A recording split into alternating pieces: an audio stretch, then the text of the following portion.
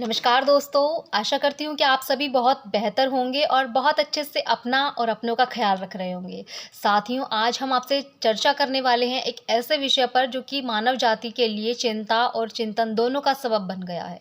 क्या है वो विषय? अभी हाल ही के अंदर हमने सुना होगा कि एक देश जो है वो फर्स्ट आया है। फर्स्ट आया है, किस में फर्स्ट आया है? और फर्स्ट आना तो बहुत अच्छा होता है, बहुत अच्छा प्रसंग होता है, हम सब खुश होते हैं। तो ये चिंता का सबब कैसे बन गया है? जी हाँ, अभी हाल ही के अंदर हमने सुना होगा कि साउथ अमेरिका का एक कंट्री वेनेजुला जो कि फर्स्ट आया है ग्लेशियर्स ख़त्म होने की रेस के अंदर। पृथ्वी पे जो सबसे पहले जिस कंट्री के ग्लेशियर्स ख़त्म हुए हैं वो है वेनेजुला। वेनेजुला ने अपने सभी ग्लेशियर जो हैं वो समाप्त हो गए हैं वहाँ पर।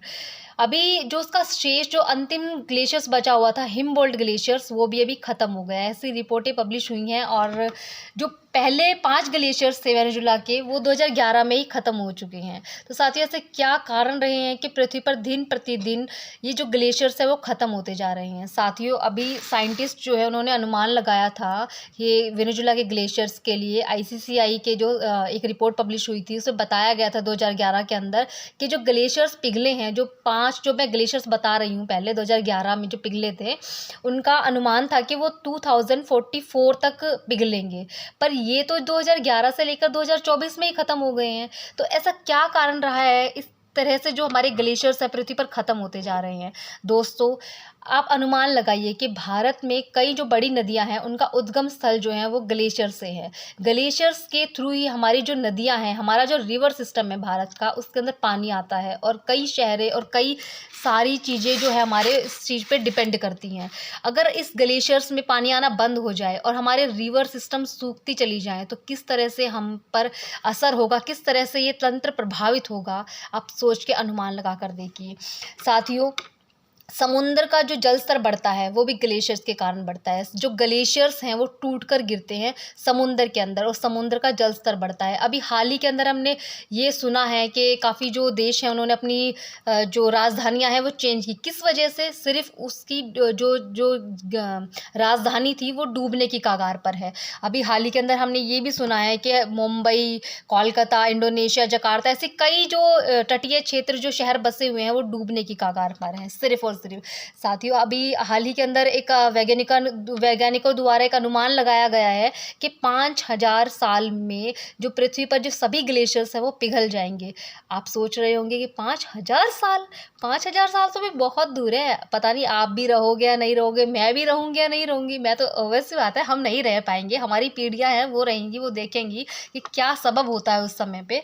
तो 5000 साल तो भी बहुत दूर है, तो अभी क्यों चिंता करना उस विषय में?